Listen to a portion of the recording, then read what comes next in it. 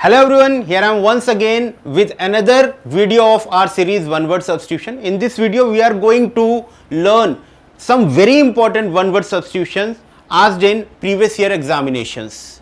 So don't go anywhere, watch the video till last. Let's get started without any delay. चलिए देखिए, यहां पर देखते हैं पहला जो हमारा वन वर्ड सब्स्टिट्यूशन है, a doctor who treats sick people. ठीक है, पहला हमारा जो वन वर्ड सब्स्टिट्यूशन है वो क्या है, a doctor who treats sick people. अब यहां पर चार ऑप्शंस दिए हैं आपको. पहला दिया है ऑपरेटर. सबको पता है ऑपरेटर का मतलब ये नहीं हो सकता. ऑपरेटर क्या होता है, वन हु ऑपरेट्स समथिंग, मतलब कुछ भी चीज ऑपरेट जो करे उसको ऑपरेटर कहते हैं. ऑपरेट का मतलब कोई चीज चलाना. सर्जन नहीं हो सकता. क्यों? क्योंकि सर्जन जो होता है वो डॉक्टर्स होते हैं जो बेसिकली सर्जरी करते हैं, that is called surgeon. Physiotherapist भी नहीं होता है, क्योंकि फिजियोथेरेपिस्ट का काम होता है फिजियोथेरेपी करना. किसी का बोन्स में प्रॉब्लम है, किसी के पोस्चर में प्रॉब्लम है, उसको ठीक करने का काम फिजियोथेरेपिस्ट करता है. सो तो हमारा आंसर है वो फिजिशियन है, क्योंकि फिजिशियन ही जो होता है वो सिक पीपल को ट्रीट करता है. So answer of this question is physician.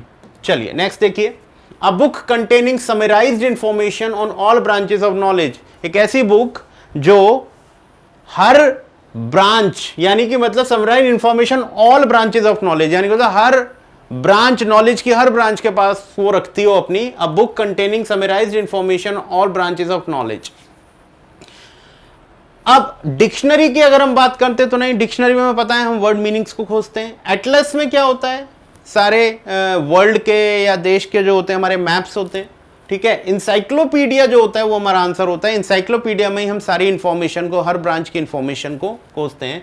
जबकि फिक्शन क्या है, फिक्शन जो होता है एक राइटिंग स्टाइल है जिसमें हम क्या करते हैं, फिक्शन की बातें लिखते हैं जो एक्चुअल में नहीं है. हम अपने जो बनावटी कहानियां उनको हम फिक्शंस में लिखते हैं, वो चीज़ होती है. चलिए नेक्स्ट देखिए, an instrument for viewing object at distance. देखो यहाँ पर चार इंस्ट्रूमेंट दे रखे हैं, मैं चारों का मतलब आपको बताऊंगा तो ध्यान से रखेंगे. आंसर तो इसका टेलीस्कोप हो जाएगा. भाई जो बहुत दूर की चीजें देखने वाला इंस्ट्रूमेंट होता है उसे टेलीस्कोप कहते हैं. माइक्रोस्कोप जो होता है वो बेसिकली क्या होता है, जिन छोटे छोटे ऑर्गेनिज्म को हम अपनी खुली आंखों से नहीं देख सकते उसको देखने के लिए हमें माइक्रोस्कोप का यूज करना पड़ता है. पेरिस्कोप एक ऐसा इंस्ट्रूमेंट होता है बेसिकली जहां पर हम डायरेक्टली किसी चीज को नहीं देख सकते. पेरिस्कोप, मान लीजिए अगर मुझे सामने देखना है तो मैं डायरेक्टली देख सकता हूं, लेकिन सामने जाकर मुझे मोड़ पर क्या है वो देखना है, तो वो एक ऐसा इंस्ट्रूमेंट होता है जो मोड़ की चीज मुझे यहां पर दिखा देगा, तो दैट इज कॉल्ड पेरिस्कोप. ज्यादातर ये चीजें जो लगी होती हैं वो हमारे जैसे पनडुब्बी होती है उसमें लगी होती है, उसके ऊपर निकलकर साफ दिख रहा होता है, तो वहां पर हमें साफ चीजें दिखाई दे रही होती हैं कि पानी के ऊपर क्या चीजें हैं. जैसे कैलिडोस्कोप एक और होता है. कैलिडोस्कोप बेसिकली एक ऑब्जेक्ट होता है, एक बच्चों का एक खिलौना टाइप होता है, ट्यूब टाइप होता है, जिसके अंदर कलर्स का ऐसा कॉम्बिनेशन होता है कि जब उसको देखते हो तो उसमें चेंजिंग कलर्स दिखाई देते हैं, that is called kaleidoscope. So basically हमारे इस क्वेश्चन का आंसर तो टेलीस्कोप है, लेकिन इन तीनों का मतलब भी मैंने आपको बता दिया है, ध्यान रखेंगे, इससे भी क्वेश्चन आपसे पूछा जा सकता है. अगला देखिए, a hater of learning and knowledge. एक ऐसा व्यक्ति जो लर्निंग को और नॉलेज से हेट करता हो. तो इसका आंसर तो क्या है, मिसोलॉजिस्ट, जिसमें मिस का वर्ड क्या होता है, हेट करना, और लॉजी का मतलब नॉलेज होता है, तो जो नॉलेज से हेट करता हो उसको मिसोलॉजिस्ट कहते हैं. इलिटरेट, अनपढ़. बिब्लियोफाइल वो व्यक्ति होता है जो किताबों से बहुत प्यार करता है, नॉलेज से बहुत प्यार करता है. फाइल में बिब्लियो का मतलब बुक हो गया, फाइल का मतलब प्यार करने वाला. ठीक है, और मिसोगाइनिस्ट वो व्यक्ति होता है जो हेट करता है वुमेन से. Hater of women. ठीक है, तो इनका ये ध्यान रखेंगे. मीनिंग में आपको चारों ऑप्शंस के मीनिंग बता रहा हूं इस वजह से, ताकि आपको बाकी मीनिंग भी ध्यान रहे. नेक्स्ट देखिए, one who doesn't believe in any religion. एक ऐसा व्यक्ति जो किसी भी रिलीजन में बिलीव नहीं करता.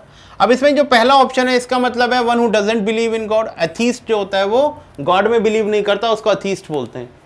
फिलेटलिस्ट वो व्यक्ति होता है जो क्या करता है, स्टैंप्स को कलेक्ट करता है या एनवेलप्स को कलेक्ट करता है जिसके ऊपर स्टैंप लगी होती है, तो स्टैंप कलेक्टर को हम फिलेटलिस्ट कहते हैं.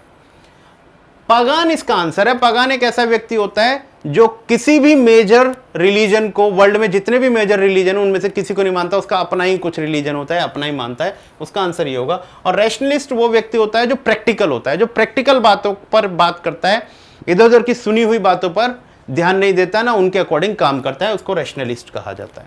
चलिए नेक्स्ट देखिए। नेक्स्ट है animals that can live on land as well as in water, ऐसे जानवर जो पानी और धरती दोनों पर रह सकते हो।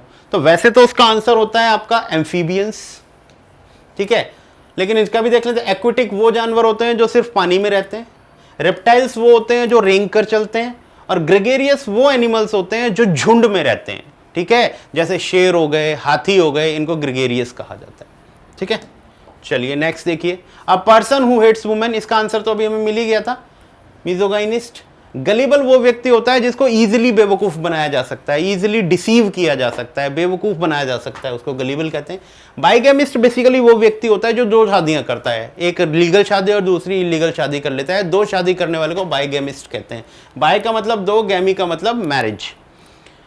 मीजोगेमिस्ट का मतलब जो शादी से ही घृणा करता हो, जो शादी से ही हेट करता हो, ऐसे को मीजोगेमिस्ट कहते हैं। चलिए नेक्स्ट देखिए।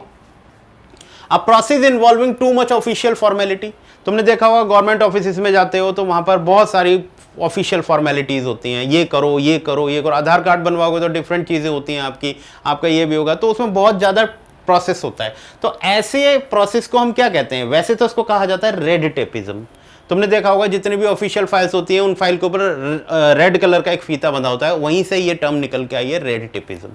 हालांकि नेपोटिज्म क्या होता है? नेपोटिज्म आप जानते हो, जो लोग बड़े बड़े ओहदे पर बैठे होते हैं, जो लोग बड़े बड़े उस पर बैठे होते हैं, उसमें अपनी ही फैमिली के पर्सन्स को नौकरी देना, अपनी ही फैमिली के पर्सन्स को रखना, उसको नेपोटिज्म कहा जाता है। जैसे बॉलीवुड में होता है कि जो बड़े बड़े एक्टर्स हैं वो अपने बच्चों को भी एक्टर्स बना देते हैं, बाकियों को नहीं आने देते, दैट इज कॉल्ड नेपोटिज्म। या फिर जैसे पॉलिटिशियंस होते हैं वो अपने ही बच्चों को पॉलिटिक्स में लेकर आते हैं, that is called nepotism. Diplomacy क्या होता है? दो कंट्री के बीच में जब बातचीत होती है किसी बात को लेकर, दैट इज कॉल्ड डिप्लोमेसी। और ब्यूरोक्रेसी का मतलब आप जानते ही हो कि ब्यूरोक्रेसी का मतलब नौकरशाही होता है। एक देश के अंदर जितने भी बाबू लोग होते हैं, जितने भी गवर्नमेंट जॉब में बड़े बड़े जो रैंक होते हैं, IAS, PCS, IPS, ये सब क्या होते हैं? ब्यूरोक्रेट्स होते हैं, वो ब्यूरोक्रेसी चलाते हैं। चलिए next, large scale departure of people from territory, बहुत इंपॉर्टेंट बात है, ध्यान से देखेंगे इसको। ये देखो, अब यहां पर ये जो इन्फ्लक्स है और ये एग्जोडस है, ये एक दूसरे के जस्ट अपोजिट हैं। बस आपको ये देखना है, दोनों में ही लार्ज पीपल का आना जाना होता है। इन्फ्लक्स का मतलब होता है अराइवल, मतलब कहीं से बहुत से लोग आ जाएं तो उसे कहते हैं इन्फ्लक्स। और एक्सोडस का मतलब होता है एग्जिट, यानी कि मतलब कहीं से जब लोग प्रस्थान कर जाएं, वहां से चले जाएं बहुत बड़े नंबर्स में, तो उसको एक्सोडस कहा जाता है। यानी कि मतलब जैसे पाकिस्तान और इंडिया का जब बंटवारा हुआ तो पाकिस्तान से जो लोग आए तो वो पाकिस्तान के लिए एक्सोडस हो गया, ठीक है, और हमारे लिए वो क्या हो गया? इन्फ्लक्स हो गया। और यही बात अगर पाकिस्तान के लिए बोलें तो हमारे लोग जो वहां गए उनके लिए इन्फ्लक्स हो गया और हमारे लिए वो एक्सोडस हो गया। तो एग्जिट करना एक्सोडस होता है और इन्फ्लक्स अराइवल होता है। इमिग्रेशन आप लोग जानते हो, इमिग्रेशन का मतलब होता है अपनी कंट्री से किसी दूसरी कंट्री में रहने जाना, ठीक है। अब इसमें एक वर्ड और होता है बच्चों, एमिग्रेशन, EMIGRATIO। इन दोनों में बच्चा कंफ्यूज होता है, मैं आपको बता देता हूं। होती दोनों चीजें सेम ही है, लेकिन ध्यान रखना, इमिग्रेशन होता है अपनी कंट्री को छोड़कर किसी दूसरी कंट्री में एंटर करना, इन करना, ठीक है। और एमिग्रेशन का मतलब होता है अपनी कंट्री को छोड़ना, एग्जिट करना। यानी कि मतलब किसी दूसरी कंट्री में इन करना इमिग्रेशन हो गया उनके लिए। और किसी कंट्री को, सिंपल सी बात है कि हमारे लिए, मान लीजिए हमारे यहां से कोई गया, ठीक है, मान लो मेरे इंडिया से कोई गया, तो अगर मैं इंडियन बोलूंगा कि वो वहां से चला गया तो उसको मैं इमिग्रेशन बोलूंगा, एमिग्रेशन बोलूंगा, क्योंकि उसने अपनी कंट्री एग्जिट करी है। अपनी कंट्री क्या करी? एग्जिट करी है, तो मेरे लिए वो इमिग्रेशन हो गया। और जिस कंट्री में वो गया उस कंट्री के पीपल के लिए वो इमिग्रेशन हो गया, इमिग्रेंट हो गया, और हमारे लिए वो एमिग्रेंट हो गया। बात समझ में आ गई? तो इन दोनों में डिफरेंस होता है। और माइग्रेशन आप जानते ही हो, किसी भी पीपल का या किसी भी जानवर का या किसी भी उसका एक से दूसरी जगह का जाने को हम क्या कहते हैं? माइग्रेशन कहते हैं, माइग्रेट करना, ठीक है। चलिए नेक्स्ट, अ पोस्ट विदाउट रेम्यूनरेशन, इसका आंसर तो बेसिकली सिनेक्योर है। सिनेक्योर एक ऐसा पोस्ट होता है, एक ऐसा आदमी होता है जिसको पोस्ट तो मिली हुई है, काम उसके पास कुछ करने के लिए उसके लिए, लेकिन उसको पैसा बहुत मिल रहा है, दैट इज कॉल्ड सिनेक्योर। अब वॉलंटरी का मतलब क्या होता है? By choice.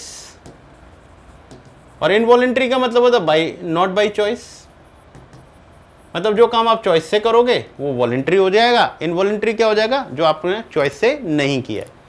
बात रही ऑनररी। ऑनररी एक ऐसा वर्ड है, या अगर मैं इसमें किसी व्यक्ति के लिए इसे लगाऊं तो कभी कभी क्या होता है कि कोई जब किसी पोस्ट से रिटायर्ड होता है तो उसके रिटायरमेंट, उसकी अगली पोस्ट के लिए जब थोड़ा सा वक्त रह गया होता है तो उसे वो पोस्ट ऑनर में दे दी जाती है।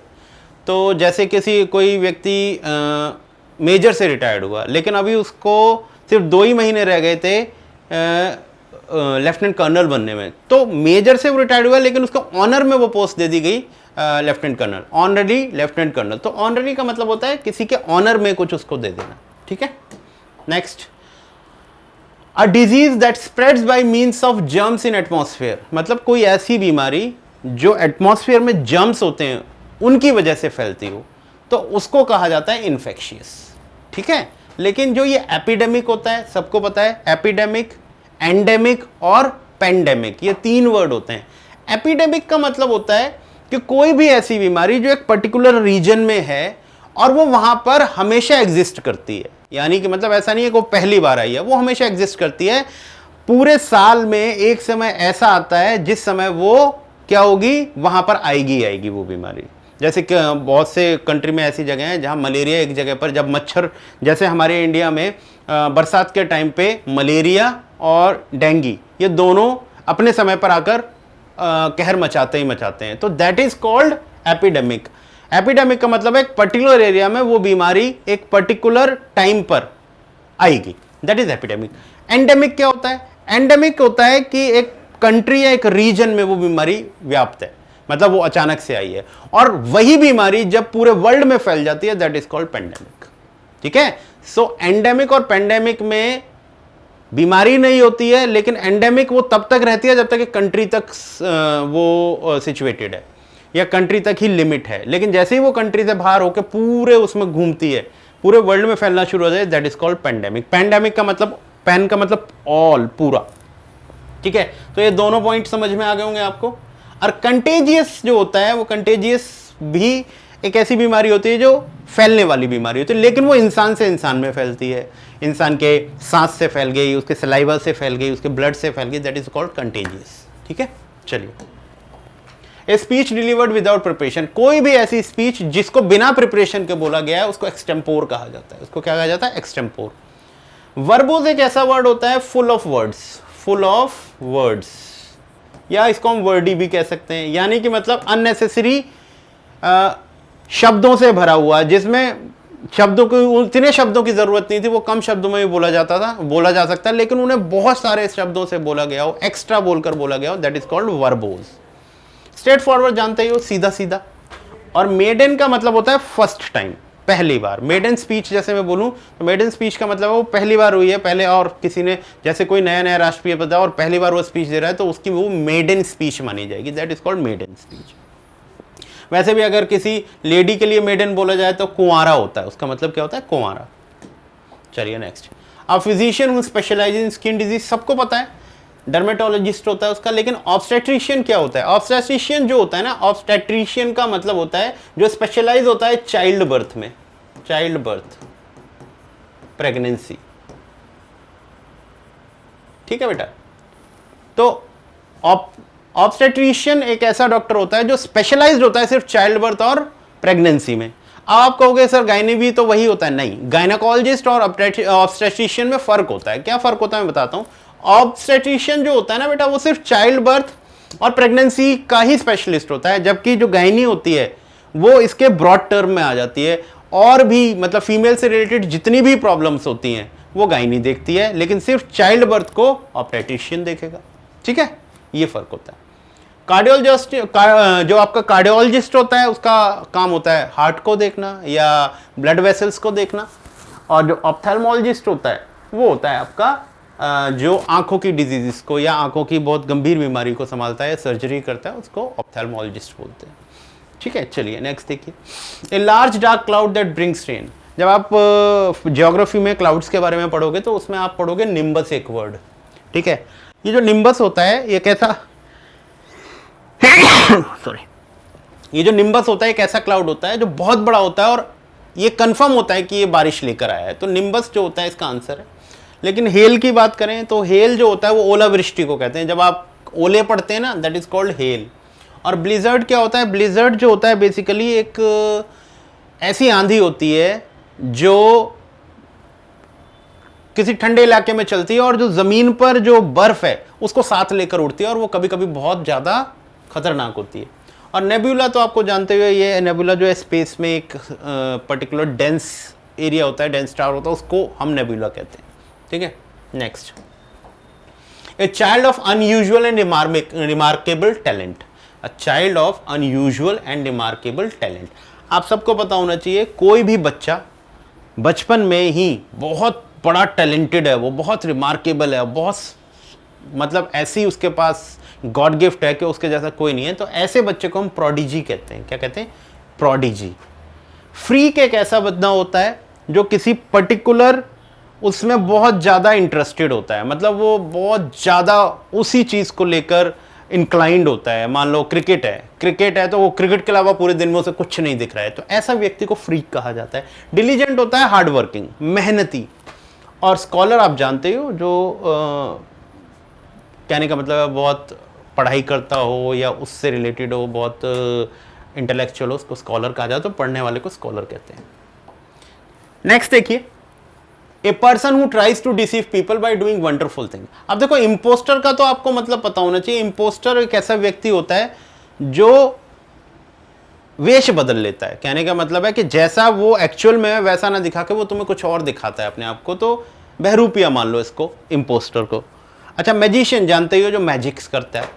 तो ये दोनों तो क्लैरिटी है, लेकिन कंफ्यूजन आपको चार्ल्टन में और ट्रिक्स्टर में होगा। ये दोनों लगभग सेम मीनिंग में होते हैं, लेकिन चार्ल्टन भी इसका आंसर नहीं होगा क्योंकि चार्ल्टन भी क्या करता है? ट्रिक्स्टर की तरह धोखा देने का काम करता है।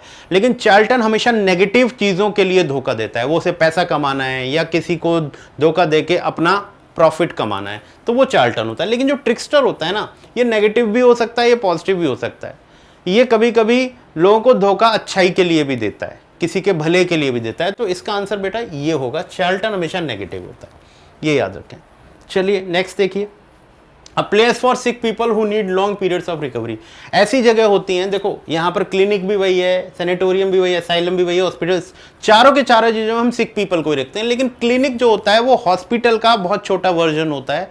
वहाँ पर क्लिनिक में आप सिर्फ क्या करते हो? अपनी बीमारियों को लेके जाते हो, छोटी मोटी बीमारियों को। सर्जरी या ऑपरेशन ऐसी जगह पर नहीं होते, तो क्लिनिक तो ऐसी जगह होती है। हॉस्पिटल उसका बड़ा वर्जन हो गया। अगर आपको सर्जरी करवानी है, आपको बहुत सारे बड़ी बीमारियों को, मेजर डिजीज को देखना है, तो वो हॉस्पिटल देखता है।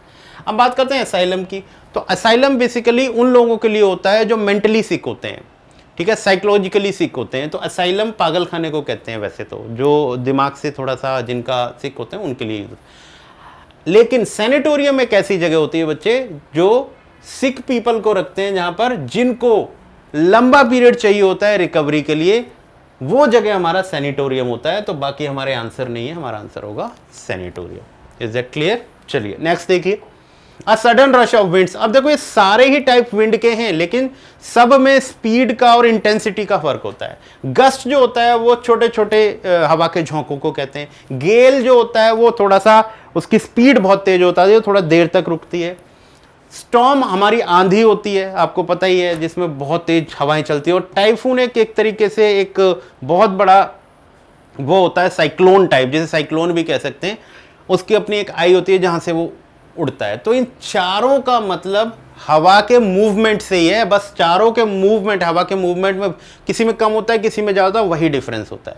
तो इसका आंसर हमारा गस्ट हो जाएगा, बाकी इसका आंसर हमारा नहीं होगा। चलिए नेक्स्ट देखिए। A short stay at a place. किसी भी जगह पर थोड़ी देर के लिए रुकने को बेसिकली कहते हैं सोजर्न, ठीक है। अब इंटरवल, आपको पता है कि इंटरवल बेसिकली ब्रॉडर टर्म में बोला जाता है, इंटरवल किसी भी चीज का हो सकता है। और इंटरमिशन और इंटरवल में ये फर्क होता है, इंटरमिशन बेसिकली मूवीज में, प्लेज में, इनमें किया जाता है, जबकि इंटरवल एक ब्रॉडर टर्म है, वो भी किसी दो पर्टिकुलर टाइम के बीच का जो समय होता है उसको इंटरवल कहा जाता है। और हाल्ट कहीं पर भी रुकने को कहा जाता है, इसको कहते हैं हम हाल्ट। तो यहाँ short stay at a place का आंसर हो जाएगा सोजेन। ठीक है, चलिए सो आज का सेशन यहीं ख़त्म करते हैं। आई होप कि आपको बहुत सारे नए वर्ड्स सीखने को मिले होंगे, और अगर आपको लगता है कि आपको इन वीडियो से बहुत कुछ सीखने को मिल रहा है तो प्लीज़ हमारे चैनल को सब्सक्राइब कर लें, शेयर करें सेशन को और लाइक करें। Thank you so much for watching.